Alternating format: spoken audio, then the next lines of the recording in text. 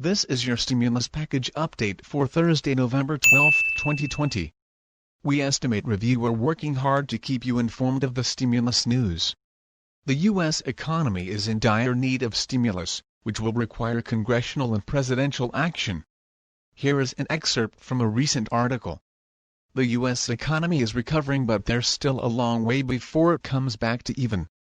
With the overhang of the presidential election largely behind us, Congress should quickly pass another stimulus bill. Although U.S. GDP rose 7.4% in the third quarter of 2020, the economy is still more than 3% smaller than it was at the end of 2019.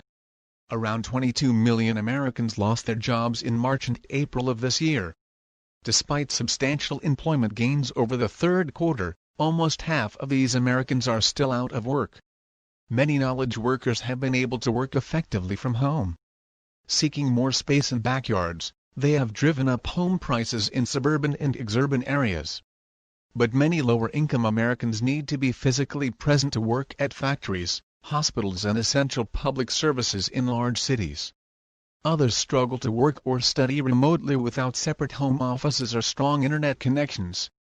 Most importantly, even with this weak announcement of progress on a vaccine for the coronavirus, the pandemic will still be a major drag on the workforce and economy until next summer at the earliest. The daily rates of new infections in the U.S. are now hitting new highs of more than 100,000 per day, as the coronavirus spreads to new locations. Even if the FDA approves a new vaccine before the end of 2020, it will take at least 6 to 9 months to implement. The logistical problems of delivering the vaccine are daunting, especially with a significant portion of Americans saying they don't want to be vaccinated, at least in the initial wave. So how will the U.S. help these unemployed and low-income workers make it through next summer? As the economy continues to be weighed down by the pandemic, these are the Americans who will struggle to pay for rent, medicine and food. The Federal Reserve has done more than could have reasonably be expected by keeping interest rates near zero, buying bonds of all types and running loan programs for small and medium-sized businesses. However, as Fed Chairman Jay Powell has recognized, monetary policy has its limits. Americans need another fiscal stimulus bill to bolster the weak parts of the U.S. economy through next summer. Before the November election, House Democrats had pared back their version of the new stimulus bill from $3.4 trillion to $2.2 trillion, and Treasury Secretary Stephen Mnuchin seemed to be receptive to a legislative package of up to $1.8 trillion, but Senate Republicans were then opposed to such a large spending bill. Now Republican Majority Leader Mitch McConnell has publicly stated that Congress should pass a new stimulus bill. Secretary Mnuchin and House Speaker Nancy Pelosi have already agreed on another round of personal grants in the new stimulus bill, $1,200 per adult and $500 per dependent for households below certain income levels. Both also agree on more government assistance for small businesses, airline workers, schools and children. One stumbling block has been the supplemental federal benefits for unemployed workers, which were originally $600 per week. And others raise questions about whether that amount would discourage workers from seeking unemployment if the total of regular unemployment benefits plus these supplemental benefits exceeded their wages in their prior jobs. However, recent research clearly shows that $600 per week in supplemental benefits have not deterred unemployed workers from seeking new jobs. Instead, they put more value on the long-term income associated with a lasting job than on the temporary income available from unemployment benefits. The other main stumbling block has been assistance to state and local governments.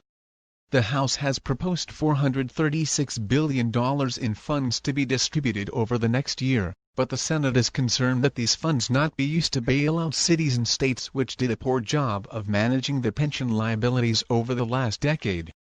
A compromise bill could direct that these funds be used only to pay specified categories of employees of city or state governments such as first responders, healthcare workers, and teachers.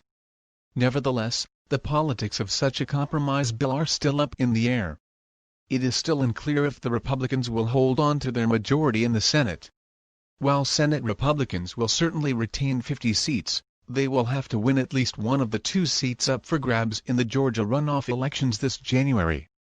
In one race, Republican Senator David Perdue received almost 100,000 votes more than the Democratic challenger Jon Ossoff, but was denied a majority of the votes cast in Georgia because the Libertarian candidate Shane Hazel garnered 114,000 votes.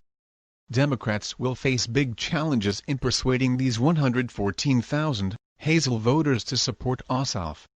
Hazel is a libertarian vehemently opposed to most domestic government programs. Indeed, he has advocated for the elimination of public schools. He also has railed against the bureaucratic D.C. cabal acting in the interests of international aristocrats. By contrast, Ossoff is a progressive liberal who supports public education and other domestic programs. Moreover, he spent 5 years working in Washington, D.C., after graduating from Georgetown University School of Foreign Service. The other wild card is President Donald Trump. Last Saturday, the Associated Press and other media outlets, based on state ballot counts, said former Vice President Joe Biden had enough Electoral College votes to win the 2020 election, but Trump allies have filed legal suits against the results in several states. If Trump vetoes the new stimulus bill, it may be difficult for Congress to override his veto. However, before the election, Trump urged Senate Republicans to pass legislation with higher spending levels. Senate Republicans and Trump may be willing to accept a compromise bill that is also supported by Democrats. Such a bipartisan effort is needed now to provide a funding bridge through next summer for millions of Americans in dire financial straits due to the economic circumstances here in this country. We are at Stimulus's Review believe that Congress and the President will act to stimulate this economy. Thank you for listening. Please like and subscribe at the bottom of the page.